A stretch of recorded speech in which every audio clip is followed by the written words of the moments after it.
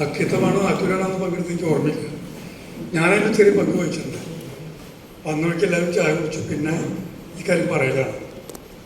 പറയുന്നത് വലിയ എഴുത്തുകാരാണ്. അക്കിത്തം ആയാലും ആറ്റൂരായാലും വലിയ എഴുത്തുകാരാണ്. നമുക്ക് അവിടെ ചെന്നിരിക്കുന്ന എല്ലാവർക്കും ഈ ആളെന്താണ്, അദ്ദേഹം ജീവിതാനുഭവം എന്തെല്ലാമാണ് എന്നറിയാനുള്ള വലിയൊരു ആകാംക്ഷ ഉണ്ടാവും. അപ്പം എന്ത് പറഞ്ഞാലും നമുക്കത് പുതിയതാണ്, നമുക്കത് വിലപ്പെട്ടതാണ്. കാലം ഇങ്ങനെ മാറി മാറി അവരൊക്കെ അവരുടെ വഴിക്ക് പോയി. അവസാനം ഇപ്പം വേദിയിൽ നിൽക്കുന്നത് ഞാനാണ് എന്നാലോചിക്കുമ്പോൾ എനിക്കൊരു ഉൾക്കടിതം ഉണ്ടാകുന്നുമുണ്ട്. എന്ന് മാത്രമല്ല, ഞാൻ ഇങ്ങനെയൊന്നല്ല വിചാരിച്ചത്. ഞാൻ വിചാരിച്ചത് നാടകം നടക്കുകയാണല്ലോ, അപ്പോൾ വലിയൊരു ഒഴുക്ക് അങ്ങോട്ടുണ്ടാവും. തട്ടിത്തടഞ്ഞ് അവിടെ സീറ്റ് കിട്ടാത്ത ആരെങ്കിലും സംഗീത അക്കാദമി കയറാൻ പറ്റില്ല, നമ്മുടെ സാഹിത്യ അക്കാദമി ആവാം. ഇവിടെയാണെങ്കിൽ നന്നായിട്ട് ഒഴിവുള്ള കുറച്ച് കസേരകളോട് കയറിയിരിക്കും. അവരോട് എന്തും പറയാം. അവർ അക്കാദമിയിൽ ഇരിക്കാൻ വന്നതാണ്. ആ ധൈര്യത്തിലാണ് ഞാൻ വന്നത്. അപ്പം എനിക്ക് ആ ധൈര്യം നഷ്ടപ്പെടാനുള്ള ഒരു കാരണം, പല കാര്യങ്ങളൊന്ന് സദസ്സ് തന്നെയാണ്. കെ വി രാമകൃഷ്ണൻ മാഷ് കൃത്യസമയത്ത് തന്നെ മാഷ് ചെയ്തുകൊണ്ടിരിക്കുന്ന ഒരു കാര്യം കാർഷികയിൽ എവിടെയെങ്കിലും ഒരു തെറ്റ് കണ്ടാൽ ആ തെറ്റ് ഇങ്ങനെയാണോ വേണ്ടത് എന്ന് മാഷ് ചോദിക്കും. അങ്ങനെയുള്ള ഒരാൾ ഈ സദസ്സിൽ ഇരിക്കുന്ന പരാതി ഉണ്ട്. പിന്നെ ഇത് ഏൽക്കുന്ന സമയത്ത് എനിക്ക് ഉറപ്പായിരുന്നു സത്യാനന്ദ മാഷ് എന്തായാലും വരില്ല. ഇപ്പം നമുക്ക് സമാധാനമായിട്ട് പറയാം. അപ്പോൾ മീറ്റിംഗ് കഴിഞ്ഞ് ഞാൻ മാഷെടുത്ത് ചെന്നു. കാരണം മാഷ് പോവല്ലേ ചോദിക്കാറാണ് ഞാൻ ചെന്നത്. മാഷ് പറഞ്ഞല്ല, ഞാൻ ഇരിക്കുന്നുണ്ട്, ഞാൻ ഇരിക്കാം, ആ ചർച്ചയ്ക്ക് ആകുമ്പോഴേക്കും ഞാൻ പോകും. ശരിക്കും പറഞ്ഞാൽ ആകപ്പാടൊരു പ്രയാസം നിൽക്കുന്നത്. നേരത്തെ ഈ ചരമകോളത്തെ കുറിച്ചൊക്കെ എനിക്ക് പറയണ്ടായി. ഏതാണ്ട് ആ ഒരു സ്ഥലത്ത് എനിക്കൊരു പ്രവേശനം കിട്ടിയ മട്ടിലാണ് നാട്ടിലെ കാര്യങ്ങൾ. നാട്ടിൽ മുഴുവൻ ഫ്ലെക്സ് വരുന്നു, പല പോസ്റ്ററുകളിൽ എൻ്റെ പടം വരുന്നു. നമ്മൾ അന്തരിച്ചതിൻ്റെ എല്ലാ അന്തരീക്ഷവും നന്നായിട്ട് വന്നിട്ടുണ്ട്. അത് മാത്രമേ എല്ലാവരും നല്ലത് മാത്രം പറയുള്ളൂ. സാധാരണഗതിയിൽ ഇങ്ങനെ ചീത്ത പറയാൻ അല്ലെങ്കിൽ എന്തെങ്കിലും പറയാം എനിക്ക് സാധ്യതയുള്ള ആൾക്കാർ പോലും നല്ല വാക്കുകൾ തെരഞ്ഞു പിടിച്ച് പറയണം. അപ്പം എനിക്ക് ആകെപ്പെടുത്തി നിങ്ങളുണ്ടോ ഇല്ലയോ എന്നൊരു സംശയം വരുന്നു. അല്ല, ഇങ്ങനെയാണ് ഇപ്പോൾ നമ്മൾ ഇല്ലാണ്ടായി കഴിഞ്ഞാൽ ഇങ്ങനൊരു പോസ്റ്ററും വരും, അങ്ങനെ ഒരു പോസ്റ്ററും ബാത്തും വരും, കുറേ ആൾക്കാർ വരും, നല്ല നല്ല കാര്യം, നല്ല മനുഷ്യനായിരുന്നു എന്നൊക്കെ ഒരിക്കലും എന്നെ കുറിച്ച് നല്ല വാക്ക് പറയാത്തവർ പോലും പറയുകയും ചെയ്യും. അപ്പം ഈ സംവാദം എന്ന നിലയ്ക്കാണ്. അപ്പോൾ ചോദ്യോത്തരങ്ങൾ എന്ന നിലയ്ക്ക് തന്നെയാണ് നമ്മൾ വിചാരിക്കുന്നത്. ഈ സദസ്സിൽ നിശ്ചയമായിട്ടും ഞാനുമായിട്ട് ഏറ്റവും അടുത്ത് നിൽക്കുന്ന, എൻ്റെ കൂടെ നിൽക്കുന്ന, തോൾ ചേർന്ന് നിൽക്കുന്ന, അല്ലെങ്കിൽ എന്നെ ജീവിപ്പിക്കുന്ന കുറേ പേരുണ്ട്. നിശ്ചയമായിട്ടും അത്തരം ആൾക്കാരുമായിട്ട് സംസാരിക്കുകയും ചെയ്യും. ഒരു കാര്യം ഞാൻ ആദ്യം പറയാം, വലിയ ഒരു കാര്യം എനിക്ക് പറയാനില്ല, ചെറിയ കാര്യങ്ങൾ. നേരത്തെ ഈ പരിപാടി അവതരിപ്പിച്ച മഹാന്മാരുടെ മഹതികളൊന്നും കൂട്ടത്തിലല്ല ഞാൻ. അത് ഞാനിങ്ങനെ ഇത് രക്ഷപ്പെടാൻ വേണ്ടി പറഞ്ഞല്ല, ഞാൻ അതൊന്നുമില്ല. ഒരു സാധാരണ മനുഷ്യൻ, ഒരു സാധാരണ നാട്ടിൻപുറത്ത്, ഒരു സാധാരണ കൃഷിക്കാരുടെ വീട്ടിൽ ജനിച്ച ഒരു സാധാരണക്കാരൻ. പഠിക്കുന്ന കാലത്തും എനിക്ക് വിസ്മയകരമായ ഒരു കാര്യം ചെയ്യാൻ പറ്റിയിട്ടില്ല. ഒരു സാധാരണ കുട്ടി പഠിക്കാൻ പോകുന്ന പോലെ പഠിച്ചിട്ടുള്ളൂ. ഏറ്റവും കുറവ് മാർക്ക് തരാൻ പറ്റില്ലെങ്കിലും വേണമെങ്കിൽ കുറച്ച് മുമ്പിൽ മാർക്ക് കിട്ടാത്ത നിരയിലാണ് ഞാൻ ഇരുന്നിരുന്നത്. എനിക്ക് അത്ര മാർക്കൊന്നും കിട്ടിയിട്ടില്ല. അപ്പം അങ്ങനെ ഒരു മത്സരത്തിൽ ജയിച്ചിട്ടില്ല എന്ന് ധൈര്യപൂർവ്വം പറയാവുന്ന ഒരാളാണ്. എൻ്റെ വീട്ടിൽ എന്ന് പറഞ്ഞാൽ സാക്ഷരതയുള്ള വേറെ ആരുമില്ല. അച്ഛൻ അത്യാവശ്യം വായിക്കാൻ പറ്റും. 4.5 വയസ്സ് വരെയാണ് അച്ഛൻ പിന്നെ പഠിച്ചിട്ടുള്ളത്. പിന്നെ 2ാം ക്ലാസ്സിലാണ് അമ്മ പോയിട്ടുള്ളത്. എൻ്റെ വീട്ടിലേറ്റവും, എൻ്റെ തറവാട്ടിലേറ്റവും കൂടുതൽ പഠിച്ച ഒരാൾ ഞാനാണ്. അപ്പോൾ എൻ്റെ ഒരു അന്തരീക്ഷം എന്ന് പറഞ്ഞാൽ അതിൽ പോരായിട്ടല്ല. അവിടെയൊക്കെ ജീവിതം വേറൊരു ജീവിതമാണ് അവരൊക്കെ ജീവിച്ചത്. കൃഷിക്കാരായിട്ട് ഒരു നാട്ടിൻപുറത്ത് മുഴുവൻ ജീവിതവും നന്നായി ജീവിച്ചിട്ടാണ് ആ നല്ല മനുഷ്യരൊക്കെ പോയത്. അപ്പം പഠിപ്പില്ല എന്നുള്ളതുകൊണ്ട് അവർക്ക് ഏതെങ്കിലും തരത്തിൽ ചെറിയൊരു നിസ്സാരക്കാരൊന്നും ഞാൻ പറയില്ല. ഞാൻ ഏറ്റവും കൂടുതൽ കവിത എഴുതിയിട്ടുള്ളത് എൻ്റെ അച്ഛനെ കുറിച്ചാണ്. എത്ര പറഞ്ഞിട്ടും അച്ഛൻ പറഞ്ഞു തീരുന്നില്ല എന്നുള്ളതാണ്. ഒരു സാധാരണ കൃഷിക്കാരനാണെങ്കിലും എൻ്റെ മനസ്സിൽ പതിഞ്ഞു കിടക്കുന്നുണ്ട്. ആ നാടും ഇങ്ങനെയാണ്. ആ നാട് എന്ന് പറയുന്നത് ഒരു സാധാരണ നാട്ടിൽ കൃഷി മാത്രം. കൃഷിക്കാർ മാത്രമായിട്ടുള്ള വ്യക്തികൾ ആ നാട്ടിലുണ്ടായിരുന്നു. പിന്നെ നമ്മളൊക്കെ വളർന്നു വരുന്നൊരു കാലത്താണ് ആ നാട്ടിൽ നിന്ന് കുറേ പേര് പോലീസുകാരായത്, കുറേ പേര് ടീച്ചർമാരായത്, കുറേ പേര് സർക്കാർ ഉദ്യോഗസ്ഥന്മാരായത്. ഇതൊക്കെ ഞങ്ങളുടെ ഒരു തലമുറ വരുന്നതോട് കൂടിയാണ് വരുന്നത്. മുമ്പുള്ളത് മുഴുവൻ കൃഷിക്കാരാണ്. അപ്പോൾ കൃഷിയാണ് ആ നാട്ടിലെ മതം എന്ന് പറയുന്നത്, കൃഷിയാണ്. അപ്പോൾ ആ ഒരു കൃഷിക്കാരുടെ കൂടെ നടക്കുകയും ജീവിക്കുകയും ഒക്കെ ചെയ്തുകൊണ്ട് ഉണ്ടായ ഒരു കാർഷിക ബന്ധം തന്നെയാണ് എനിക്കുള്ളത്. ചെറിയ തോതിലൊക്കെ കുട്ടിയായിരിക്കുമ്പോൾ പാടത്ത് പോകും, പിന്നെ കൊയ്യിക്കും, നാട് ചെയ്യും, അതിൽ പങ്കെടുക്കും, ചെയ്യിക്കും ഒക്കെ ചെയ്ത് വന്നൊരാളാണ്. അപ്പം അതിൻ്റെ ഒരു ചേറിൻ്റെ മണം ഇപ്പോഴും എത്ര കഴുകിയിട്ട് പോകാത്ത വിധത്തിൽ എൻ്റെ മേല് പറ്റി കിടക്കുന്നുണ്ട്. അത് നാട്ടിലെല്ലാവർക്കും ഉണ്ട്. അത്രയേ ഉള്ളൂ എനിക്ക്. അതായത് എന്നിൽ നിന്ന് നിങ്ങൾക്ക് പുതിയതായിട്ടൊരു കാര്യം കിട്ടാനില്ല, പുതിയൊരു അറിവ് കിട്ടുക, പുതിയൊരു അനുഭവം കിട്ടുക, നിങ്ങൾ കാണാത്ത ലോകം കണ്ട ഒന്നുമല്ല. വെറും നിങ്ങൾ കണ്ട അത്ര പോലും ചിലപ്പോൾ ഞാൻ കണ്ടിട്ടുണ്ടാവില്ല എന്നുള്ളതാണ്. പിന്നെ കവിതയെക്കുറിച്ച് ഞാൻ കവിത എഴുതിയിട്ടുണ്ട്. അത് അത്ര ഗൗരവത്തിലല്ല. ദേശാഭിമാനി ഓണക്കൊക്കെ ഒരു കവിത വേണമെന്ന് പറയുമ്പോൾ വേറെ ഒന്നും തോന്നാത്തതുകൊണ്ട് എന്നാൽ പിന്നെ കവിതയെക്കുറിച്ച് ആവുമെന്ന് വെച്ചൊരു കവിത പെട്ടെന്ന് എഴുതി കൊടുത്തതാണ്. കവിത്തുരുത്തേന്ന് പറഞ്ഞിട്ട് ആ കവിത ഞാൻ തന്നെ പിന്നെ വായിച്ചിട്ടില്ല. പക്ഷെ KN ഇടയ്ക്കിടയ്ക്ക് ആ കവിത പല മീറ്റിങ്ങിൽ പറയാൻ തുടങ്ങിയപ്പോഴാണ് ഈ പരിപാടി കൊള്ളാലോ, കവിത അത്ര മോശമല്ലോ, ഞാനും അത്ര മോശമല്ലോ എന്നൊരു തോന്നൽ എനിക്കുണ്ടായിരുന്നു. ഞാൻ കവിത്തുരുത്ത് വെറുതെ ഒന്ന് വായിക്കാം.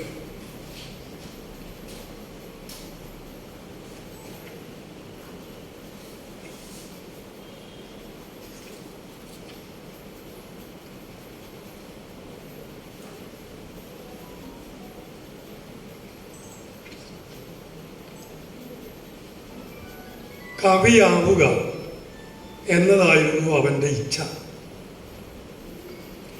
കുഞ്ഞ് പാർവത്യക്കാരനാവണേ എന്നാശിച്ച മുത്തച്ഛൻ, നെപ്പോളിയനായി തീരണം ആശിച്ച അച്ഛൻ, വീരപാണ്ഡ്യ കട്ടബൊമ്മനാവണം എന്നാശിച്ച അമ്മ, രമണൻ ആവണമെന്ന് ആശിച്ച ബാല്യകാല സഖി. പ്രതീക്ഷകളിൽ നിന്നൊഴിഞ്ഞ് അവൻ ഒറ്റയ്ക്ക് തുഴഞ്ഞുപോയി. അവൻ്റെ വഴി കവിതയായി തീർന്നു. വാക്കിന്മേൽ വാക്ക് ചേർത്ത് വെച്ചപ്പോൾ അർത്ഥം ഉദിച്ചു. അർത്ഥവും ചേർത്തപ്പോൾ ജീവിതമുണ്ടായി. ജീവിതങ്ങൾ വിന്യസിച്ചപ്പോൾ പ്രപഞ്ചമുണ്ടായി. അവൻ വിരിഞ്ചനായി. അവൻ്റെ കർമ്മം കവിതയായി തീർന്നു. വാക്കുകൾക്ക് ചുറ്റും ഈച്ചകൾ പൊതിഞ്ഞു.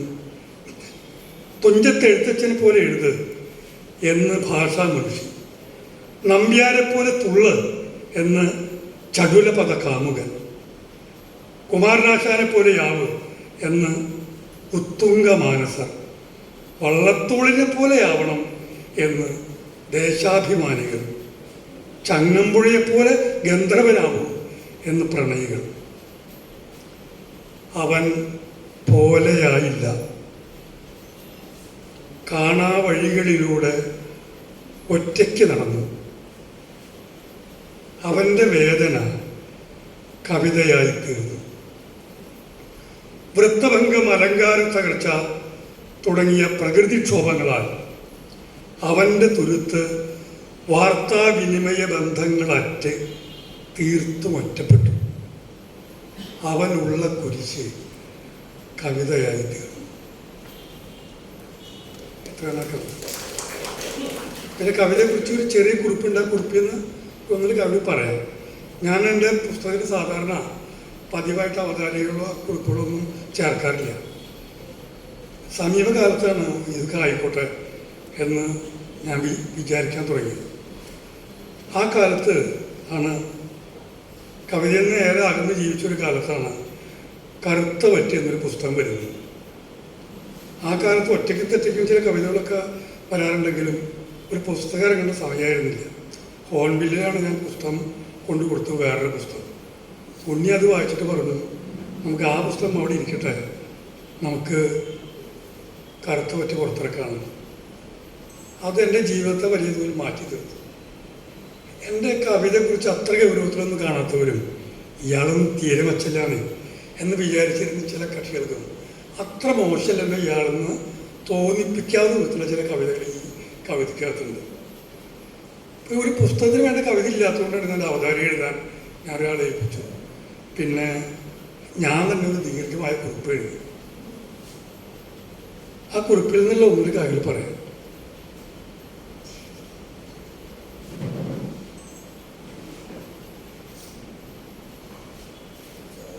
എന്നാൽ ഒറ്റ പേര മാത്രം, ബാക്കിയൊക്കെ കിടക്കണമെങ്കിൽ സൗകര്യം ഉണ്ടെങ്കിൽ ആ പുസ്തകം വായിച്ചാൽ മതി. ഓരോരുത്തരും നോക്കുമ്പോൾ ഓരോന്നായി കാണുന്ന കണ്ണാടി പോലെ പലർക്കും പലതാണ് കവിത. പൊള്ളിച്ചും തുള്ളിച്ചും ഇരമ്പി വരുന്ന കാർമേഘമാണ് കവിത.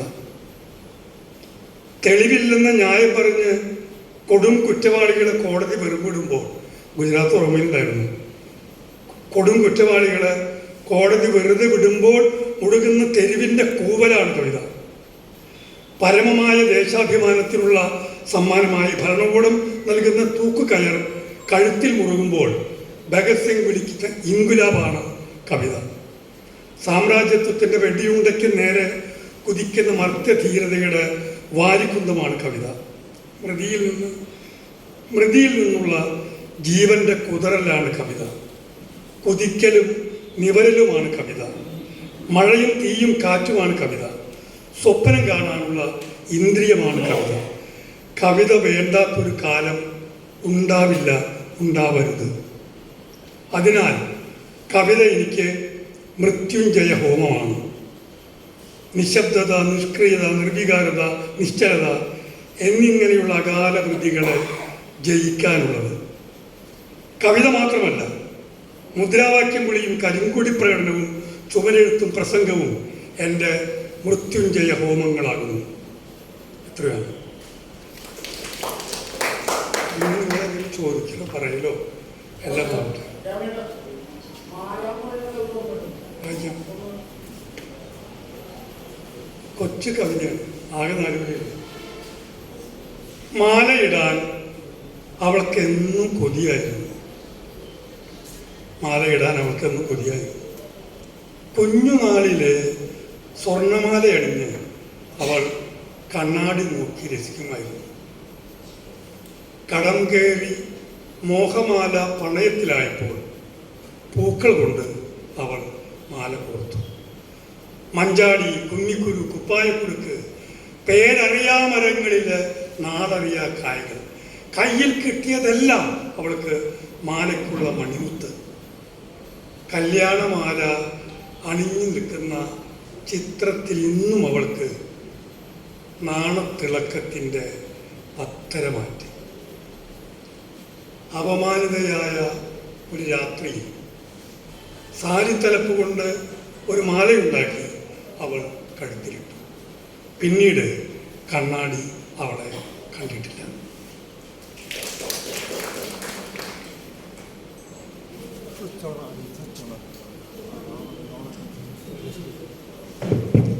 ചോദ്യങ്ങളുടെ സമയം.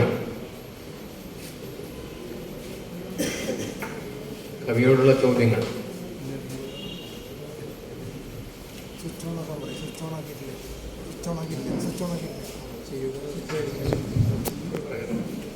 നമ്മൾ ഏറ്റവും കൂടുതൽ വായിക്കപ്പെടുന്നതും നോവലും കഥയേക്കാളും ഒരു പക്ഷേ മലയാളികൾ ഇഷ്ടപ്പെടുന്നത് കവിതകൾ തന്നെയാണെന്നുള്ള വിശ്വാസമാണ് വായനക്കാരെന്നത് എനിക്കുണ്ട്. അടുത്ത കാലത്ത് ഉണ്ടായിട്ടുള്ള ആധുനിക കവിത സംവിധാനം എന്നൊക്കെ എത്രയൊക്കെ ന്യായീകരിച്ചാലും വളരെയധികം ചർച്ച ചെയ്യപ്പെടുന്നതും വിമർശന വിധേയമായിട്ടുള്ള ഒരുപാട് കവിതകൾ കാണേണ്ടതും വായിക്കേണ്ടതായിട്ടുള്ള ഒരു ഗതികേടിലേക്ക് മലയാളി വായനക്കാർ പോകുന്നൊരു അഭിപ്രായം എനിക്കുണ്ട്. മാഷിന് അങ്ങനെ അഭിപ്രായമാണ്. ഈ അടുത്തിടെ പ്രത്യക്ഷപ്പെടുന്ന കവിത വികലമാക്കുന്ന ആശയമാണ് വന്നെന്നുള്ളത് എന്നൊരു അഭിപ്രായമുണ്ടോ എന്നുള്ളതാണ് ആദ്യത്തെ ചോദ്യം. രണ്ടാമത്തെ ചോദ്യം, മാഷിൻ്റെ കവിതകൾ ഉടനീളം തന്നെ പരാമർശിക്കപ്പെടുന്നത് പച്ചയായ ജീവിതം തന്നെയാണ്. ഇ പി മാഷ് പറഞ്ഞ പോലെ അത് തീർച്ചയായിട്ടും ഒരു വിഭാഗം അല്ലെങ്കിൽ ഒരു സമൂഹത്തിൻ്റെ നേർക്കാഴ്ച പോലെ ചിത്രങ്ങളാണ്. അധികം വർണ്ണാഭമോ അലങ്കാര പ്രയോഗങ്ങളോ ഒന്നും തന്നെ ഇല്ലാതെ പച്ചയായ യാഥാർത്ഥ്യങ്ങളിലേക്ക് കണ്ണുതിരിക്കുന്ന കവിതകൾ തന്നെയാണ് മാഷിൻ്റെത്. അത്തരത്തിൽ മാഷ് ഏതെങ്കിലും കവികളെ, മലയാളത്തിലുള്ള ഏതെങ്കിലും കവികളെയോ കവിതയോ മാഷിൻ്റെ എഴുത്തിനെ സ്വാധീനിച്ചിട്ടുണ്ടോ? ഉണ്ടെങ്കിൽ ആരാണ്? അങ്ങനെ ആരെങ്കിലും ഉണ്ടെങ്കിൽ അവരുടെ കവിതകളെ പിന്തുടരാൻ മാഷ് ശ്രമിച്ചിട്ടുണ്ടോ? 2 ചോദ്യങ്ങളാണ്.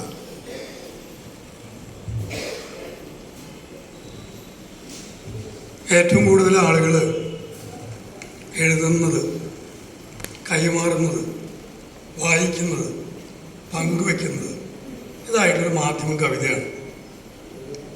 ചെറിയ കുട്ടികൾ മുതൽ മുതിർന്നവർ വരെ, ചീഫ് സെക്രട്ടറി മുതൽ തെരുവിൽ നടക്കുന്നൊരു ആൾ വരെ കവിതയിലാണ് അഭയം തേടുന്നത്.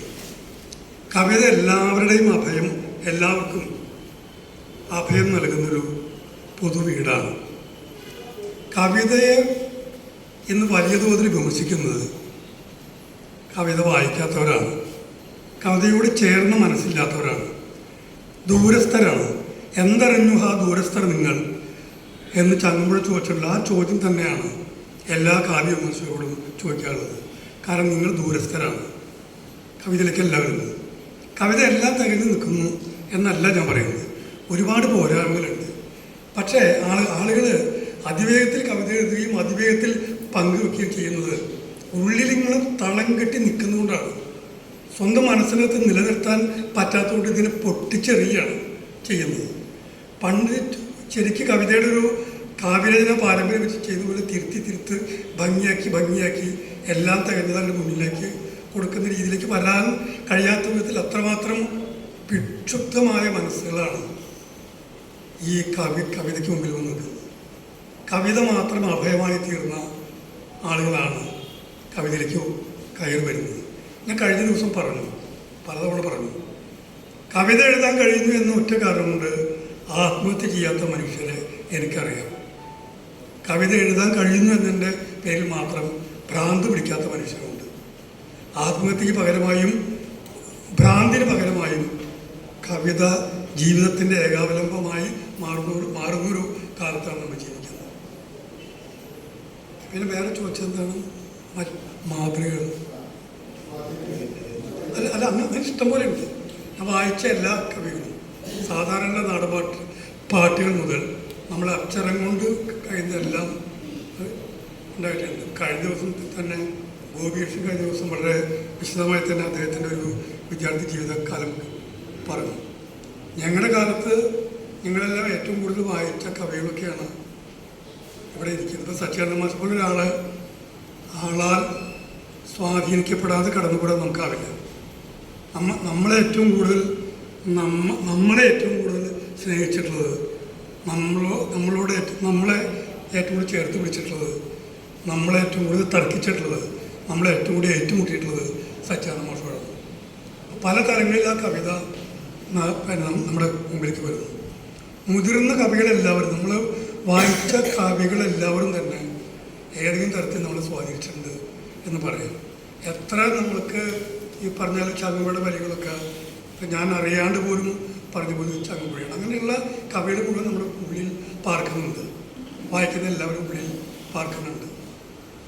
ഈ കാവ്യവിമർശകരുടെ ഒരു വലിയ പ്രശ്നം, അവരെല്ലാം വലിയ കവികളൊക്കെ വായിച്ച് അത്യുത്തര ശാന്തിശി ദേവതാത്മ ഹിമാലയോ നാമനഗാധ രാജ എന്നൊക്കെ വായിച്ചിട്ട് നമ്മുടെ ഈ വീട് പണി വായിക്കുമ്പോൾ ആർക്കായാലും പുച്ഛം തോന്നും. അത്രയേ ഉള്ളൂ.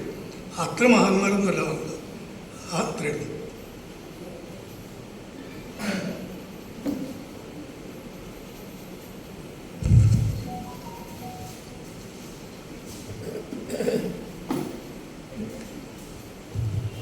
രൗണന്റെ ആദ്യ കവിതാ സമാഹാരം 15 കുറിവുകളാണ്.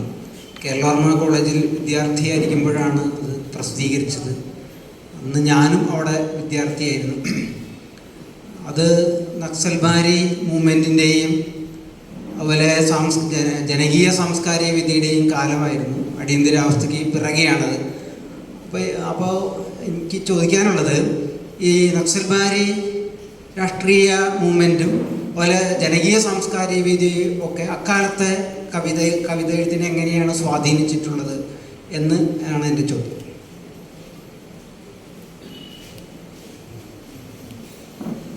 ഉത്തരം പറയേണ്ട ആൾ മാറിപ്പോയതുകൊണ്ട് സച്ചിദാനന്ദ മാഷാണ് പറയേണ്ടത്. ഇതിൽ ശരിയാണ്, നമ്മുടെ ഈ ആധുനികത എന്ന ഒരു കാവ്യപ്രസ്ഥാനം കടന്നു വന്നു. അത് സാഹിത്യത്തിന് സമ്മാനിച്ചൊരു സംഗതിയുണ്ട്. എന്തും എഴുതാൻ എഴുത്തുകാർക്ക് സ്വാതന്ത്ര്യവും അവസരവും നൽകിയ ഒരു കാലമാണ്. ആധുനികത മലയാളത്തിൽ സമ്മാനിച്ച ഏറ്റവും വലിയ കാര്യമാണ്. എഴുത്തുകാർ തീർത്തും സ്വതന്ത്രരായിരുന്നത്. ഒരു ബാധ്യയും ഇല്ലാത്ത വിധത്തിൽ എന്തും എഴുതാം ഒരു കാലം വന്നു. ആ കവിതയ്ക്ക് ശേഷം കാലം വളരെ മാറി. അടിയന്തരാവസ്ഥ വരുന്നു. അടിയന്തരാവസ്ഥയ്ക്ക് മുന്നോടിയായി തന്നെ ഇന്ത്യയുടെ പല ഗ്രാമങ്ങളിലും കാർഷിക കലാപങ്ങൾ, സായുധ കലാപങ്ങളൊക്കെ നടന്നു.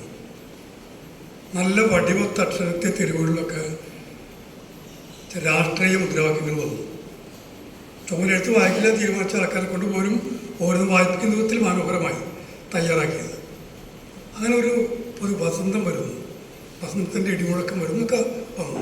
അപ്പോൾ യുവാക്കളൊക്കെ ശ്രദ്ധിച്ചു. ഇത് ഭാഷയെ വലിയൊരർത്ഥത്തിൽ വേറൊരു തലത്തിലേക്ക് അവർ ആ മൂവ്മെൻറ്റുമായി ബന്ധപ്പെട്ട പ്രവർത്തനങ്ങൾ മാറ്റിയെടുത്തിട്ടുണ്ട്. കവിതയെ ചുവന്നാക്കി മാറ്റിയിട്ടുണ്ട്. അപ്പോൾ മുമ്പുണ്ടായിരുന്ന ഒരു അസ്തിത്വവാദം, ആസന്ന മരണ ചിന്തകൾ, ചിന്തകൾ, ഇത്തരം സംഗതിയൊക്കെ മാറി കവിത നേർക്കുനേർ ഒരു സമരമായിട്ട് മാറി, ഏറ്റുമുട്ടലായിട്ട് മാറി. ഭരണകൂടവും ജനതയും തമ്മിലുള്ള ഏറ്റുമുട്ടലിൽ പല വിധത്തിൽ അന്ന് ആവിഷ്കരിച്ചിരുന്നു. അന്ന് ഈ മൂവ്മെൻറ്റും അതിൽ പങ്കുവഹിച്ചിട്ടുണ്ട്. ജനകീയ സാംസ്കാരിക വേദിയുടെ ചൊല്ലരങ്ങുകളിലും കവിയരങ്ങുകളിലും നാടകാവതരണ വേദികളിലൊക്കെ അതുവരെ കാണാത്ത നാടകങ്ങൾ, അതുവരെ കാണാത്ത കവിതകൾ അവർക്ക് കേൾക്കാൻ തുടങ്ങി. കവിത യഥാർത്ഥത്തിൽ തെരുവിൽ നിന്നവർ കവിത ചൊല്ലാൻ തുടങ്ങി. കടമൊട്ടിയോ ബാലചന്ദ്രൻ ചുള്ളിക്കാടോ സച്ചിദാനന്ദ മാഷോ കെ ശങ്കരപ്പിള്ളയോ അവരൊക്കെ തെരുവിൽ വന്നു. അപ്പോൾ ആ വരവ് തന്നെയാണ്. അത് നിശ്ചയമായും അന്നത്തെ ക്യാമ്പസുകൾ വലിയ തോതിൽ സ്വാധീനിച്ചു. ഇതിനോട് ചേർത്ത് വെച്ച് പറയാൻ ഞങ്ങൾ ആഗ്രഹിക്കുന്ന പേരാണ് എം കൃഷ്ണൻകുട്ടി എന്നുള്ളത്. അടിയന്തരാവസ്ഥ കാലത്ത് കവിത എഴുതി ജയിലിൽ പോയ കവിയാണ്, സ്കൂൾ മാഷാണ്, ഹരിപ്പാടുകാരനാണ്, ജയിലിൽ പോയ എഴുത്തുകാരനാണ്. അദ്ദേഹത്തിൻ്റെ ഇരുമ്പഴിക്കുള്ളിൽ നിന്നുകൊണ്ട് അദ്ദേഹം എഴുതിയ കവിതകൾ മുഴുവനും ആ കാലത്ത് ക്യാമ്പസ് ഏറ്റുപാടി എന്നുള്ളത് അന്ന് അങ്ങനെ ആ കവിത ഹൃദയസ്ഥമാക്കിയ ഒരാളാണ് ഞാൻ. കൃഷ്ണൻകുട്ടിക്ക് അടിയന്തരാവസ്ഥ പിൻവലിക്കപ്പെട്ടിട്ടും ജയിലിൽ നിന്ന് മോചനം ഉണ്ടായില്ല. കൃഷ്ണൻകുട്ടി ജയിലിൽ നിന്ന് വിടണമെന്ന് ആവശ്യപ്പെട്ടുകൊണ്ട് കേരളത്തിൻ്റെ എല്ലാ ജില്ലകളിലും വലിയ പ്രകടനങ്ങളും പ്രതിഷേധങ്ങളും സാഹിത്യ സമ്മേളനങ്ങളും നടന്നു. അവിടെ വന്നിട്ട് കൃഷ്ണൻകുട്ടി ബാക്കി നിന്ന് ഇരുമ്പഴികൾ പിടിച്ചു കുലുക്കി ഉറക്കെ പാടുകയാണ് അമ്മേ നിൻ്റെ മനോഹരകാലം ഞങ്ങൾ വന്ദേ മാതരം എന്നുള്ള വരികൾ കൃഷ്ണൻകുട്ടി പാടുമ്പോൾ ആ സദസ്സ് ഒന്നിച്ച് കോരിത്തിരിക്കേണ്ടത്. അപ്പം ഇങ്ങനെ പല വിധത്തിൽ അതൊറ്റ വേദിയിൽ മാത്രമല്ല, ഒറ്റ ധാരയിൽ മാത്രമല്ല, പല ധാരകളിൽ ഇത് വളരെ പൊളിറ്റിക്കലായി തീർന്നു. പിന്നെ അടിയന്തരാവസ്ഥയ്ക്ക് ശേഷം വരുന്ന ഒരു കാലം അത് ഈ സ്വാതന്ത്ര്യം എന്നുള്ളത് ഒരു പ്രസിഡന്റിന് ഒപ്പിട്ടാൽ പിൻവലിക്കാവുന്നതാണ് എന്ന് നമുക്ക് മനസ്സിലായി. ഇന്ത്യയുടെ സ്വാതന്ത്ര്യം എന്നുള്ളത് നമ്മൾ ആഗസ്റ്റ് 15 വെറുതെ പതാക ഉയർത്തി പറയുന്നതാണ്. ഒരു പ്രസിഡന്റ് വിചാരിച്ചാൽ ഇല്ലാതാക്കാമെന്ന് നമ്മളെ പഠിപ്പിച്ചൊരു സംഗതിയാണ് അടിയന്തരാവസ്ഥ. ഈ അടിയന്തരാവസ്ഥ കാലത്തുള്ള വിവരങ്ങൾ മുഴുവൻ ഓരോന്നായിട്ട് പുറത്തു വരുന്ന അടിയന്തരാവസ്ഥയുടെ അവസാനത്തിലും ആ തെരഞ്ഞെടുപ്പിന് സമയത്തൊക്കെ പുറത്തു പോകുന്നത്. അപ്പോൾ ഇത് കവിതയും സാഹിത്യവും മാത്രമല്ല, അക്കാലത്ത് ക്യാമ്പസുകളിലെ പൊളിറ്റിക്കൽ മൂവ്മെൻറ്റുകളിൽ വലിയ മാറ്റം വന്നു. SFI കേരളത്തിലെ കലാലയങ്ങളിൽ ശക്തിയായി തീരുന്ന അടിയന്തരാവസ്ഥ ഓടി ചേർന്നിട്ടാണ് SFI മൂവ്മെൻറ്റ് വരുന്നത്. അക്കാലം വരെ നല്ല സൗന്ദര്യമുള്ള മുഖമുള്ള നല്ല റോസ് പൗഡർ ഇട്ട് സൗന്ദര്യപ്പെടുത്തിയ മുഖങ്ങളുമായി വരുന്ന KSUകാരായിരുന്നു കോളേജ് യൂണിയൻ ഭാരവാഹികൾ. കാണാൻ യാതൊരു ഭംഗിയില്ലാത്ത ഞങ്ങളെപ്പോലുള്ളവർ കോളേജ് യൂണിയൻ ഭാരവാഹികളാവുന്നത് ഈ ഒരു കാലത്തിലാണ്. കാരണം ക്യാമ്പസ് പൊളിറ്റിക്സ് ആകെ മാറുകയാണ്, ക്യാമ്പസിന് മുദ്രാവാക്യം മാറുകയാണ്. ആ മുദ്രാവാക്യങ്ങൾ കവിത കൊണ്ട് നിറയാണ്. മുദ്രാവാക്യങ്ങൾ എഴുതി കവിതയായി തീരുകയും കവിത എഴുതുമ്പോൾ മുദ്രാവാക്യമായി തീരുകയും ഒക്കെ ചെയ്യുന്നതാണ്. എൻ്റെ അമ്പികയുടെ വർത്തമാനങ്ങളിൽ ആ 80 വന്ന കവിതയുണ്ട്. ആ കവിതയിൽ കൂടെ സംഭവങ്ങൾ ചെയ്തിരിക്കുന്നുണ്ട്. ഈ സംഭവങ്ങൾ മുഴുവൻ നടന്നതാണ്. ഞാൻ എൻ്റെ ഭാവത്തിൽ നിന്ന് എടുത്തൊരു സംഭവമില്ല. അവിടെ ഇവിടെയും മധുര എന്നൊരു സ്ഥലത്ത് നടന്നൊരു കൂട്ടബലാത്സംഗം, പിന്നെ എൻ്റെ അടുത്ത് ഏങ്ങണ്ടിയൂർ നടന്നൊരു ഇരട്ടക്കൊലപാതകം, ഇങ്ങനെ കുറേ സംഭവങ്ങളാണ് ആ കവിതയ്ക്ക് വെച്ചിട്ടുള്ളത്. അപ്പോൾ സംഭവങ്ങൾ കവിതയായിട്ട് മാറുന്നു. ഇങ്ങനെയുള്ള കവിതയിൽ തന്നെ മാറ്റിയ ഒരു കാലമാണ് അടിയന്തരാവസ്ഥയ്ക്ക് ശേഷമുള്ള തൊട്ട് ശേഷം വരുന്ന കാലം എന്നുള്ളത്. നമ്മുടെ ഭാഷയെ മാറ്റി, നമ്മുടെ സാഹിത്യത്തെ മാറ്റി, നമ്മുടെ പൊളിറ്റിക്കൽ മൂവ്മെൻറ്റുകൾ മാറ്റി. അപ്പോൾ ഈ ജനകീയ സാംസ്കാരിക വേദി ഉൾപ്പെടെ ഇങ്ങനെ പല വിധത്തിൽ ഈ മാറ്റത്തിൽ വലിയ പങ്ക് വഹിച്ചിട്ടുണ്ട്. ഞാൻ അവിടെയെല്ലാം പോയി കവിതകൾ, ഇപ്പോൾ ജനകീയ സാംസ്കാരിക വേദി സംഘടിപ്പിച്ച വേദികളിലൊക്കെ പോയി കവിത ചൊല്ലിയിട്ടുണ്ട്, ഞാൻ അവിടെ കവിത കേട്ടിട്ടുണ്ട്. അപ്പോൾ അത് കവിതയുടെ മാറ്റം ഞാൻ അരങ്ങിലിരുന്ന് തന്നെ ഞാൻ അനുഭവിച്ചുകൊണ്ടിരിക്കുകയാണ് എനിക്ക് പറയാനുള്ളത്.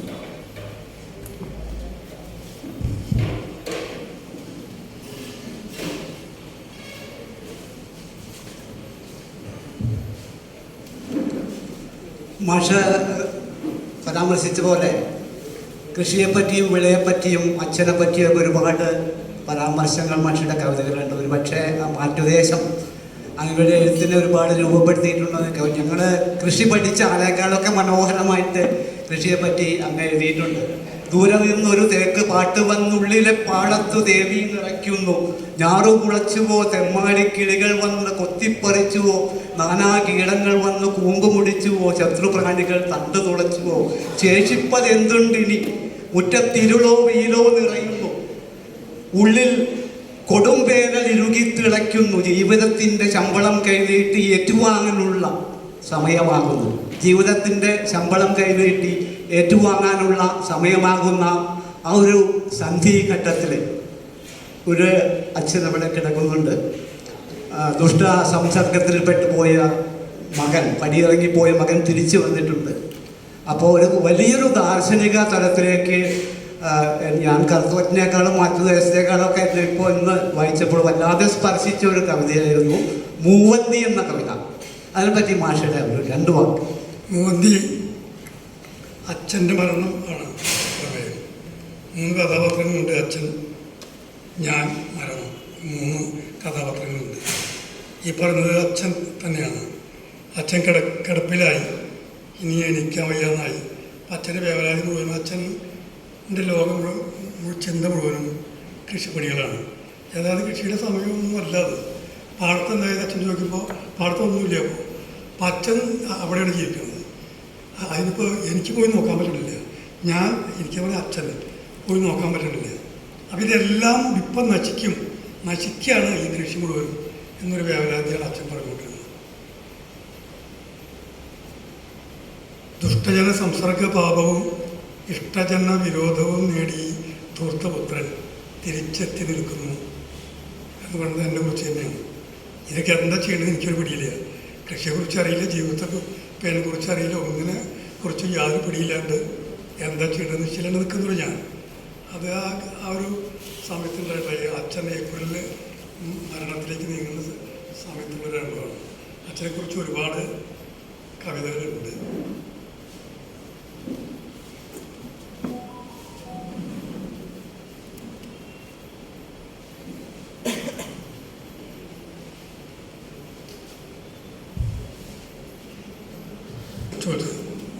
മാറ്റിയെടുത്ത് പറഞ്ഞാൽ അത് ഞങ്ങളുടെ നാട്ടുകാരെ കളിയാക്കാൻ വേണ്ടി മറ്റുള്ളവർ പറയുന്നൊരു വാക്കാണ്. അതായത് പടുവിഡ്ഢികളുടെ നാട് എന്നുള്ളതാണ്. ഞങ്ങളാക്കിയതാണ്. അതായത് അങ്ങനെയാണ് ചെയ്ത് വിഡിത്തം. അത് അങ്ങനെയുണ്ട്. അത് പറഞ്ഞാൽ അങ്ങനെ കുറേ സംഗതികൾ നിങ്ങൾ ചെയ്തു. വിഡിത്തം മാത്രം ചെയ്യുന്ന സ്ഥലമാണ് മാറ്റിദേശം. അപ്പോൾ അത് അതിൻ്റെ ഞാൻ എഴുതിയിട്ടുണ്ട്.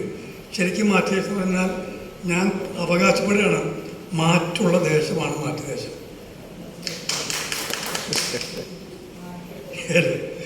ഇനി ഞാനേ ഒന്നൊരു കവിത വായിക്കാം. എനിക്ക് നാടകം കാണാൻ പോകണം. കാര്യം വെച്ചാൽ ആ നാടകം മാറ്റിദേശക്കാരുടെ ഞങ്ങളുടെ നാട്ടുകാരുടെ നാടകം. പക്ഷേ ഒരു ചോദ്യം കൂടി ഉണ്ട്. ഒരു ചോദ്യം ചോദിച്ചോ. മാഷിൻ്റെ കവിതകൾ ഈ നാടോടിപ്പാട്ടിൻ്റെ ഒക്കെ കുറേ ശീലുകൾ കാണുന്നുണ്ട്. അതോടൊപ്പം തന്നെ ലോകത്തെ ഒരു കീഴ്മറിയലോടുകൂടി കാണുന്ന ഒരു കാഴ്ചയും ഉണ്ട്. ഈ ഒട്ടും പ്രശസ്തരല്ലാത്ത 2 കവിതയിൽ കള്ളൻ ഗേറ്റ് കടന്നു വരുന്നതും തിരിച്ചു പോകുന്ന ഒരു കള്ളൻ്റെ ഒരു സങ്കല്പമുണ്ട്. നമ്മുടെ ഉള്ളിൽ തന്നെ കള്ളനാണോ അല്ല പുറമേക്കുള്ള കള്ളനാണോ? ഒന്ന് അതൊന്ന് വിശദീകരിച്ചാൽ നന്നായിരുന്നു. ഞാൻ കള്ളൻ്റെ കേസ് എന്താ വെച്ചാൽ ഒരിക്കൽ ജയിലിൽ പോയി. ഇവിടുന്ന് തന്നെ സാഹിത്യ അക്കാദമി 3 ഇടത്തൊക്കെ കൂടി പോയതാണ്. ജയിലിൽ നമ്മൾ ചെല്ലുന്ന പോലെയല്ല, അവിടെ ചെന്ന് കഴിഞ്ഞാൽ പ്രശ്നം ഈ ആൾക്കാരെ മുഴുവൻ നിരന്നിരിക്കുന്നുണ്ട്. അപ്പോൾ നമ്മൾ വേറെ ലോകത്തേക്ക് നമ്മൾ ചെല്ലണം. അപ്പോൾ നമ്മൾ ഇങ്ങനെ ചെല്ലാൻ കാരണം നമ്മൾ കുറ്റം ചെയ്യാത്തതുകൊണ്ടല്ല, മനസ്സുകൊണ്ടോ ശരീരം കൊണ്ടോ നമ്മൾ ചെയ്യാത്തതുകൊണ്ടല്ല. നമ്മളെ പോലീസ് പിടിച്ചില്ല, നമ്മൾ ജയിലിലായില്ല. ആ പാവങ്ങൾ ചിലപ്പോൾ കുറ്റം ചെയ്തിട്ടുണ്ടാവില്ല, അവർ ജയിലിൽ. ഈ കള്ളൻ എന്നുള്ള വിഷയം എൻ്റെ അകത്ത് വല്ലാണ്ട് വന്നു. പണ്ട് അടിയന്തരാവസ്ഥ കാലത്ത് എൻ്റെ നാട്ടിൽ നിന്ന് എൻ്റെ ഒപ്പമുള്ള 3 പേര് ജയിലിൽ പോയി. കരിങ്കൊടി കിട്ടിയ പോയിട്ട് ഭീകരമായ മർദ്ദനമായിട്ടൊക്കെയാണ് അവർ കൊണ്ടുപോയത്. അവർ തിരിച്ചു വന്ന സമയത്ത് ഞങ്ങളവിടെ ഇരിക്കുമ്പോൾ ഞങ്ങളുടെ സ്കൂളിലേക്ക് ഒരാൾ വന്നു. ആൾ ജയിലിൽ ഇവരെ കൂടെ ഉണ്ടായിരുന്നത്. അയാളുടെ പേരും ബാലനാണ്. അയാൾ കള്ളനാണ്, കൊള്ളക്കാരാണ്. തീവണ്ടിയിൽ കയറി കത്തിയാട്ടി കാശ് വയ്ക്കുന്ന ആളാണ്. ഇയാളെ നാട്ടിൽ വന്നു പറയും അയാൾക്കൊരു ജോലി ചെയ്ത് ജീവിക്കണം. അയാൾ പറഞ്ഞു, ഞാൻ ഇനി കക്കാട് മുകളിലേക്ക് ഒരു ജോലി കിട്ടിയാൽ മതി, എന്തെങ്കിലും ജോലി. ഞങ്ങൾക്ക് ജോലിയുടെ ഞങ്ങളിരിക്കണം. അല്ലേ, അവിടെ ഇരിക്കണം, ഞങ്ങൾ തൊഴിലില്ല, അത്യാവശ്യം പഠിപ്പ് തീർന്നു. അങ്ങനെ ഒരു ഗതിയിലാണ് നിൽക്കുമ്പോഴാണ് എന്നെ ഇയാൾ പറഞ്ഞത്. ഇങ്ങനെ പലതുണ്ട് ഈ കള്ളൻ്റെ അകത്ത്. അപ്പോൾ ഈ കള്ളൻ അനുഭവം എൻ്റെ അകത്ത് വലിയ തോതിൽ വന്നിട്ടുണ്ട്. നേരത്തെ ആ ചോദ്യത്തിൽ കിടക്കുന്നൊരു ഒളിയമ്പ് പോലെ നമ്മുടെ ഉള്ളിലുണ്ട് ഒരു കള്ളൻ. പോലീസ് പിടിച്ചിട്ടില്ല എന്ന് മാത്രം.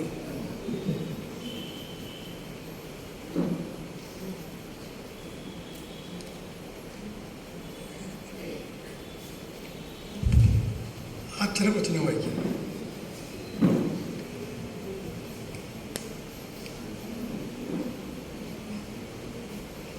അച്ഛൻ ഈ വീട് പണിതത് എനിക്ക് ഓർമ്മയുണ്ട്. വേലി കൊണ്ട് അകം പുറം തിരിച്ചു, വാതിൽ കൊണ്ട് പകുത്തിട്ടു. അകം പുറത്തേക്കും പുറം അകത്തേക്കും തള്ളി വന്നു. വീട് കോടി നിന്നു. അച്ഛൻ ഈ വീടിനെപ്പറ്റി പറഞ്ഞതെല്ലാം എനിക്ക് ഓർമ്മയുണ്ട്. സ്വപ്നം കണ്ടത്, തറ കോരിയത്, പൊന്നു കുഴിച്ചിട്ടത്, പൊരിഞ്ഞത്, പിടഞ്ഞത്, ഓരോ കല്ലും വേർപ്പൊരുട്ടിയെടുത്തത്, ഓരോ മുറിയും മനം ചുട്ടെടുത്തത്. ആകാശമേ കാവൽ എനിക്ക് ഓർമ്മയുണ്ട്. അച്ഛൻ നനഞ്ഞത്, നിറഞ്ഞത്. 2ാം നില പണിയണം എന്നത് അനിയത്തിയുടെ ശാഠ്യമായിരുന്നു. വീട് പണി പൂർത്തിയാവും മുമ്പേ അവൾ മുകൾ തട്ടിൽ പാർപ്പായി. പിന്നത്തെയും തട്ടുകൾ കടന്ന് മുകളിലെത്തുന്നത് അച്ഛൻ ദിവാസ്വപ്നം കണ്ടത് എനിക്ക് ഓർമ്മയുണ്ട്. 8കാലിയും പഴുതാരയും കൂരാനും പാറ്റയും തേളും ചിതലും എന്നിങ്ങനെ ഒരുപാട് താമസക്കാരുണ്ട് ഓരോ മുറിയിലും. ചുമരിൽ വെള്ളയടിക്കുമ്പോൾ ഒരു ജീവിപ്രപഞ്ചം മായുന്നു. ഏത് ചായം തേക്കുമ്പോഴും കറുത്ത നിറം മാത്രം പതിയുന്നത് കണ്ടാണ് അച്ഛന് ഭ്രാന്ത് പിടിച്ചത്. എനിക്ക് ഓർമ്മയുണ്ട് അച്ഛൻ വരണ്ടത്, വിണ്ടു പൊട്ടിയത്. ആകാശത്തെത്തുമ്പോൾ ആകാശമില്ലാതാവുന്നു, വീട്ടിലെത്തുമ്പോൾ വീടില്ലാതാവുന്നു. എനിക്ക് ഓർമ്മയുണ്ട് അച്ഛൻ നടന്നത്, കഴച്ചത്, കുഴഞ്ഞത്. വീടുപണി കഴിഞ്ഞപ്പോൾ വീടുപണി പഠിച്ചു. വീടുപണി കഴിഞ്ഞപ്പോൾ വീടുപണി പഠിച്ചു. പഠിച്ച് ചെയ്യുന്നതല്ല, ചെയ്ത് പിഴയ്ക്കുന്നതാണ് ജീവിതം എന്ന് നിലവിളിച്ച് അച്ഛൻ ചീന്തിയെറിഞ്ഞ പട്ടയം കൊണ്ട് ഞാനൊരു കളിയോടം ഉണ്ടാക്കി. അച്ഛൻ നട്ടതാണ് ഈ വീട്, അച്ഛന് നട്ടതാണ് ഈ വീട്. പിന്നെ അവർക്ക് ചോദിച്ചുകൂടെ ഈ നാടൻ പ്രയോഗങ്ങളും നാട്ടുഭാഷയും എൻ്റെ കയ്യിലതിലുണ്ടോ? അതെൻ്റെ ഒരു പരിമിതി. ഞാൻ വേറെ ഒരുപാട് സംഗതികളൊക്കെ ഉണ്ടായിട്ട് ഇത് മാത്രം സൂത്രത്തിൽ വെക്കുന്നതല്ല. എനിക്ക് ആകപ്പാടെ നിശ്ചയമുള്ളത് എൻ്റെ നാട്ടുകാർ വർത്തമാനം പറയുന്ന ഭാഷ മാത്രമേ ഉള്ളൂ. അത് മാത്രമേ എൻ്റെ അച്ഛനോ എൻ്റെ തൊട്ടയൽക്കാരോ കൂടെയുള്ള കൃഷിക്കാരോ അവരൊക്കെ പറയുന്ന ആ ഒരു വാക്കല്ലാണ്ട് യൂണിവേഴ്സിറ്റിയിൽ എനിക്ക് ഒന്നും കിട്ടിയിട്ടില്ല. കോളേജിൽ നിന്ന് ഒന്നും ഞാൻ കൊണ്ടുപോയിട്ടില്ല. ക്ലാസ്സിൽ ഞാൻ കയറിയിട്ടുമില്ല.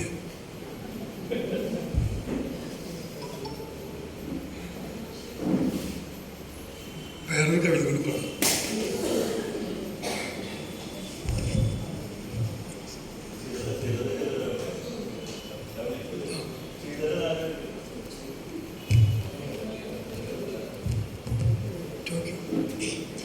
പക്ഷേ കറുത്തുവറ്റേ കറുത്തുവറ്റേ എന്ന കവിതാ സമാഹാരത്തിൻ്റെ ആമുഖത്തിൽ അവതാരികയിൽ മാഷ് പറയുന്നുണ്ട്, ആരൊക്കെയോ വേവലാതിയോടെ വിളിച്ചു ചോദിക്കുന്നുണ്ട്, ഇനിയുള്ള കാലത്ത് കവിത ഉണ്ടാകുമോ, സർഗ വ്യാപാരങ്ങൾ ഉണ്ടാകുമോ, ഈ ഭാഷ പോലും നിലനിൽക്കുമോ, ലോകത്തിൻ്റെ മുൻപിൽ അഭിമാനത്തോടെ തല ഉയർത്തിപ്പിടിച്ച മലയാളത്വം ഇനിയും തുടരുമോ, ഈ ഭാഷ ഉണ്ടാക്കിയെടുത്ത അതിജീവനത്വരയും കുതറലും കിനാവും കാലത്തെ അതിജീവിക്കുമോ, മലയാളം അറിയാത്തതിൽ അഭിമാനിക്കുന്ന ബൊമ്മക്കുട്ടികൾ വളർന്നു വലുതാവുമ്പോൾ ഭാവന എന്നൊന്ന് ശേഷിക്കുമോ എന്നൊക്കെ. ഇത് ശരിക്കും ആരെങ്കിലും ആവലാതിയോടെ മാഷോട് ചോദിച്ചാൽ മാഷക്ക് എന്ത് ഉത്തരമാണ് പറയുക? മാഷ് എന്ത് ഉത്തരവായിരിക്കും പറയുക? അതിലെ മലയാളം സംസാരിക്കാത്ത ആ കുട്ടികളെ ബൊമ്മക്കുട്ടികൾ എന്നാണ് ഞാൻ വിശേഷിപ്പിച്ചത്. കുഞ്ഞുങ്ങളെ അങ്ങനൊരു പ്രയോഗം കൊണ്ട് വിശേഷിപ്പിച്ചതിൽ ഞാൻ മുഴുവൻ മലയാളികളോട് മാപ്പ് ചോദിക്കുന്നു. ആ ഒരു ചോദ്യമുണ്ട്. ആ ചോദ്യം എൻ്റെ ഉള്ളിലുണ്ട്, മലയാളികളായ ഓരോ കവികളുടെയും ഉള്ളിലുണ്ട്. ഈ ഭാഷ നിൽക്കുമോ, കവിത നിൽക്കുമോ എന്നുള്ളത്. ഏറ്റവും ശരിയായ ഉത്തരം എന്താണെന്ന് വെച്ചാൽ കവിതയില്ലാതെ മറ്റെന്താണ് ജീവിതത്തിൽ നിന്നാണ്.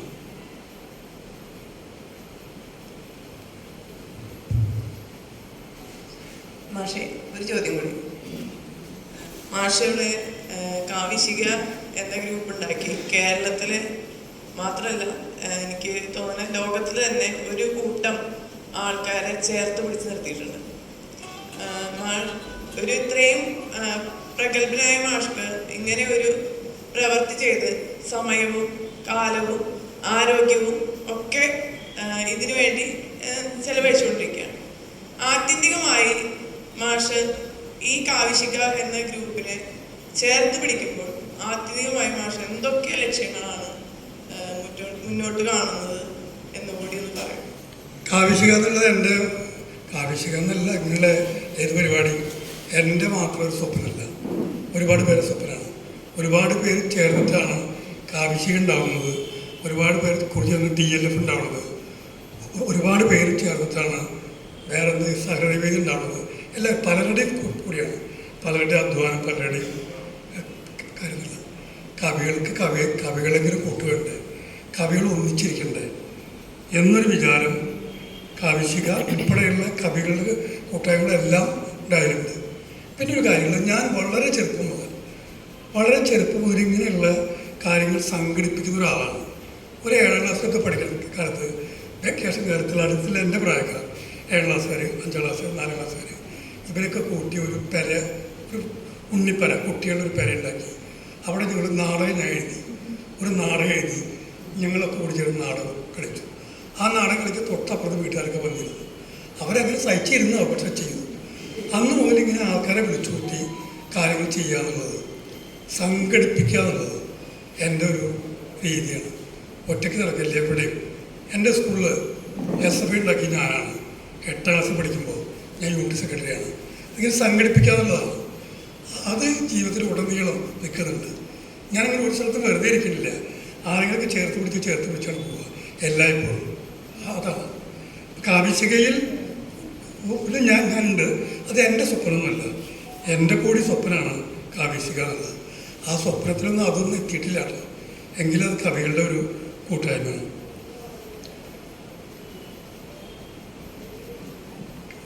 നമ്മൾ മുമ്പ് കേട്ട കവികളിൽ വായിച്ച കവികൾ ആരാണ് ഹൃദയത്തിലുള്ളത് ചോദിച്ചാൽ ഒരു ചോദ്യം ഉണ്ടല്ലോ. അത് പല നേരത്ത് പറയുന്ന ഉത്തരം പല നേരത്ത് പറയുന്നത് പറയാം. എങ്കിലും ആവർത്തിച്ച് എനിക്ക് തോന്നിയിട്ടുള്ളത് ഒന്ന് രാമപുരത്ത് വാരനാണ്. ഇല്ല ദാരിദ്ര്യാർത്തിയോളം വലുതായിട്ടൊരാർത്തിയും എന്നെഴുതിയതാണ്. ശരിക്കും എൻ്റെ മനസ്സിൻ്റെ അകത്ത് ഞാൻ ആലേഖനം ചെയ്തു വെച്ചാൽ ഞാൻ ഏറ്റവും വലിയ കവിതകളിലൊന്നും. അത് അനുഭവിച്ചാൽ മാത്രമേ പറയാൻ പറ്റൂ. ജീവിതത്തിൻ്റെ ഏറ്റവും വലിയ ദുഃഖം എന്നുള്ളത്, ജീവിതത്തിൻ്റെ പരമമായ ദുഃഖം എന്നുള്ളത് അഭയമില്ലായ്മയാണ്. അത് കൂട്ടില്ലായ്മയാവാം, കൂടില്ലായ്മയാവാം, അന്നമില്ലായ്മയാവാം, വീടില്ലായ്മയാവാം, നാടില്ലായ്മയാവാം, ദേശമില്ലായ്മയാവാം, രാജ്യമില്ലായ്മയാവാം. ഇത് നമ്മുടെ കാലത്ത് അതാണ്. എന്താണ് നമ്മുടെ ഒരു കാലത്തിലെ തീം? അത് അഭയമാണ്. അഭയമില്ലായ്മയാണ്.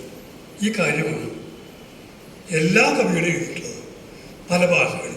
നേരത്തെ ഞാൻ ഒരു വരി പറഞ്ഞു, സ്പന്ദിക്കുന്ന അസ്തമാനത്തിൽ എന്തറിഞ്ഞു ദൂരസ്ഥറിഞ്ഞു ഹന്ത ഇന്നതിന് ചിത്രരഹസ്യം എന്തറിഞ്ഞു അത് കൂട്ടില്ലായ്മയാണ്, അഭയമില്ലായ്മ തന്നെയാണത്. പട്ടിണി എന്നുള്ളത് പല വിധത്തിൽ നമ്മുടെ കവിതകളൊക്കെ വന്നിട്ടുണ്ട്.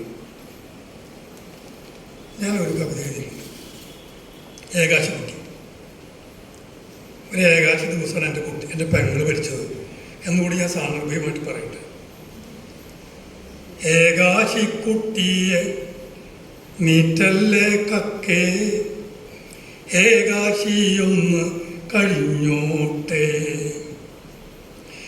ഏകാശിക്കുട്ടിയെ കൊത്തല്ലേ കാക്കേ, ഏകാശിയൊന്ന് കഴിഞ്ഞോട്ടെ. വർഷക്കാലം വന്നാൽ ഏകാശി, വേനലുദിച്ചാലും ഏകാശി. കുട്ടിക്കുണ്ടേകാശി, അച്ഛനുണ്ടേകാശി, അമ്മയ്ക്ക് നിത്യവും ഏകാശി. വർഷക്കാലം വന്നാൽ ഏകാശി, വേനലുദിച്ചാലും ഏകാശി. കുട്ടിക്കുണ്ടേകാശി, അച്ഛനുണ്ടേകാശി, അമ്മയ്ക്ക് നിത്യവും ഏകാശി.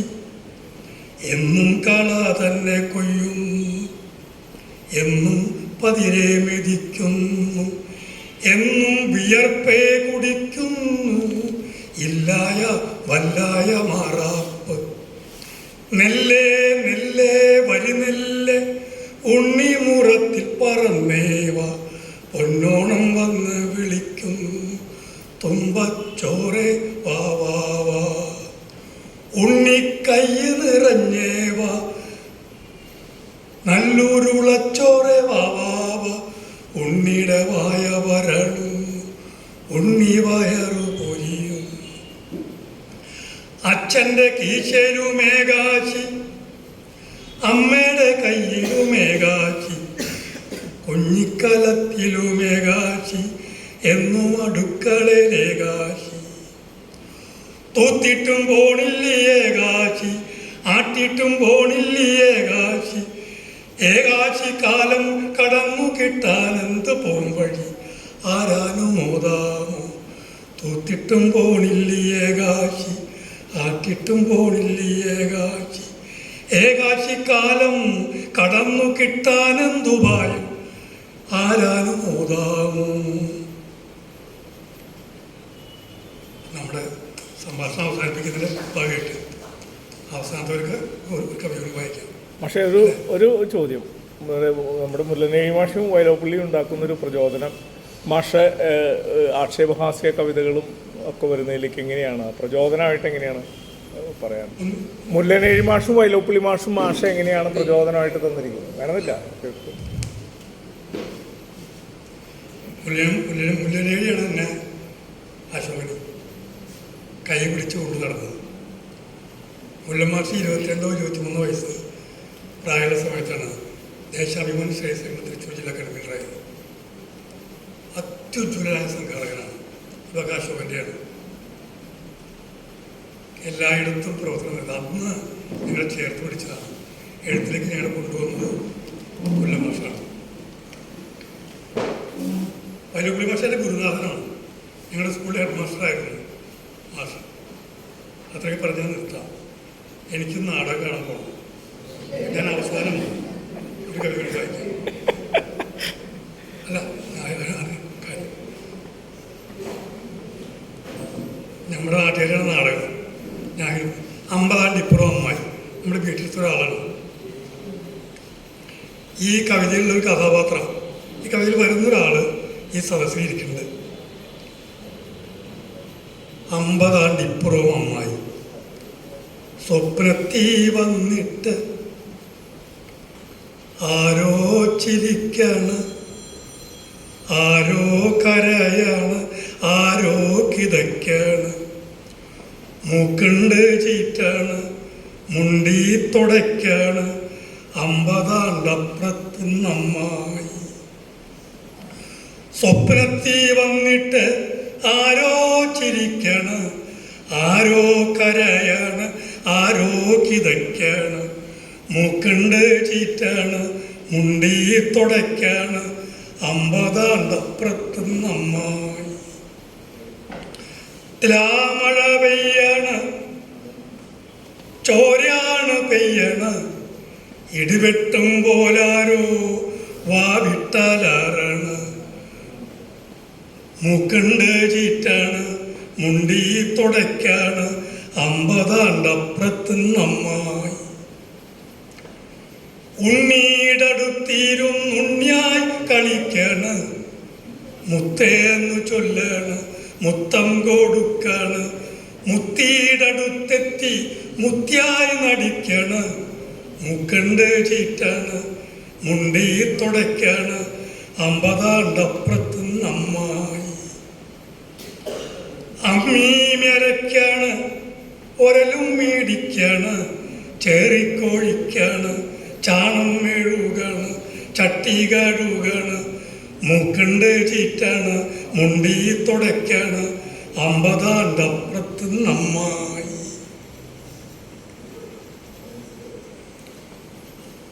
പിള്ളേരെ തോർത്താണ്, പാല് കറക്കാണ്, തൈര് കടയാണ്, മുറ്റമടിക്കാണ്, ചീര പറിക്കാണ്, തവിടങ്ങ് ചേരാണ്, കല്ല് കളയാണ്, മൂക്കുണ്ട് ചീറ്റാണ്, മുണ്ടി തുടയ്ക്കാണ്, 50 ആണ്ടപ്പുറത്തുന്നമ്മായി. പുളിമാങ്ങ തിന്നാണ്, ഓക്കാനിച്ചോടാണ്, വയറി തലോടാണ്, മൂക്കുണ്ട് ചീറ്റാണ്, മുണ്ടി തുടയ്ക്കാണ്, 50 ആണ്ടപ്പുറത്തുന്നമ്മായി. ഉണ്ണി കരയുമ്പോൾ എന്നെ വിളിച്ചുകൊണ്ടൻ കയ്യിൽ തന്നിട്ട് നോക്കണേ കാക്കണേ എന്നു പറഞ്ഞിട്ട്, മൂക്കുണ്ട് ചീറ്റാണ്, മുണ്ടി തുടയ്ക്കാണ്, 50 ആണ്ടപ്പുറത്തുന്നമ്മായി. പേറ്ററെ കയറണ്, വാതിലടയ്ക്കണ്, അങ്ങോട്ടോടണ് ഇങ്ങോട്ടോടണ്, മുക്കണ് മൂളണ്, ഞെളിപിരി കൊള്ളണ്, പേറ്റത്തി എത്തണ്, ഇടിവെട്ടി പെയ്യണ്, കുഞ്ഞുണ്ട് പോരണ, ചോരയുണ്ടൊഴുകണ്, മഴ പെയ്യണ്, ചോരയുണ്ടൊഴുകണ്, പിള്ളേനിടുക്കണ്, മഴ പെയ്യണ്, തള്ളേനടക്കണ്.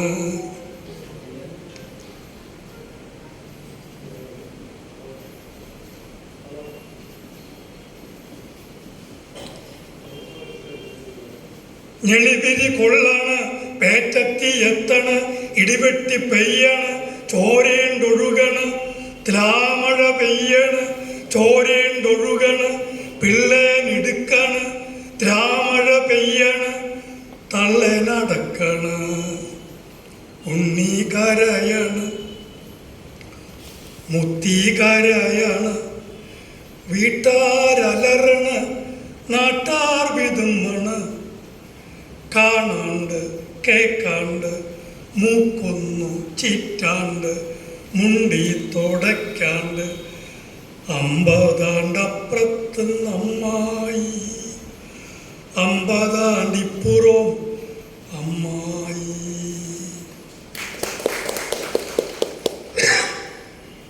പരിപാടി അവസാനിച്ചു.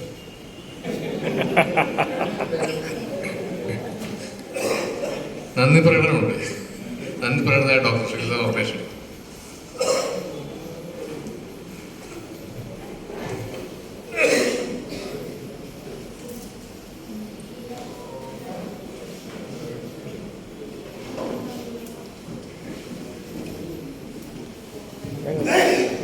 പ്രിയമുള്ളവരെ,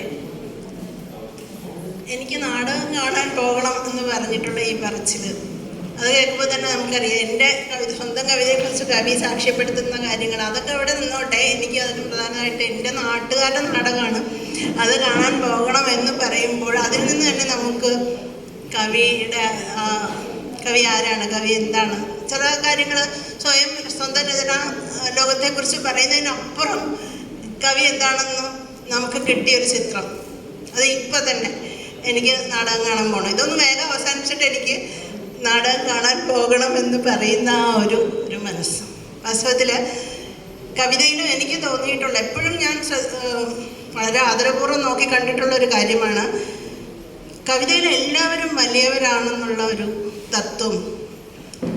അത് ഉള്ളിൽ കൊണ്ട് മനസ്സിൽ കൊണ്ട് നടക്കുകയും പ്രയോഗിച്ചുകൊണ്ടിരിക്കുകയും ചെയ്യുന്ന ഒരു കവി.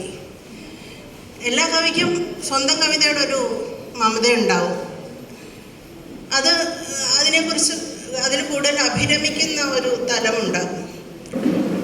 ഇദ്ദേഹത്തെ സംബന്ധിച്ച് എനിക്ക് തോന്നുന്നു അതിനപ്പുറത്തേക്ക് വേറെ ആളുകളുടെ കവിത, അവരെ കവിതയിലേക്ക് കൊണ്ടുവരാൻ, കവിതയിൽ ചേർത്ത് നിർത്താൻ, ഇപ്പോൾ സംഘാടനത്തിൻ്റെ കാര്യമൊക്കെ പറഞ്ഞു, അങ്ങനെ എല്ലാവരും വലിയവരാണ് കവിതയിൽ എന്നുള്ള ഒരു ഇന്നത്തെ കാലത്ത് എനിക്ക് തോന്നുന്നു വളരെ വളരെ മനോഹരമായ ഒരു ആശയം.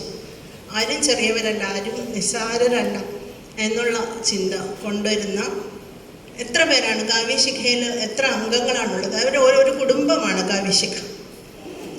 ആ കാവ്യശിഖ എന്നുള്ള കുടുംബത്തിൽ സ്വന്തം ഒരു ഇടമായിട്ട്, സ്വന്തം ഒരു വീട് പോലെ എന്ന് പറയുമ്പോൾ ഇന്നത്തെ കാലത്ത് നിന്നുള്ള ഞാൻ വീണ്ടും അടിവരയിടട്ടെ, അങ്ങനെ ഒരു ലോകം ഉണ്ടാകുക എന്നുള്ളത് തന്നെ വലിയ ഒരു എന്താ പറയുക, മാനവീയതയുടെ ഒരു വലിയ ഉദാഹരണമായിട്ട്, വലിയൊരു ദൃഷ്ടാന്തമായിട്ട് മാറുകയാണ്.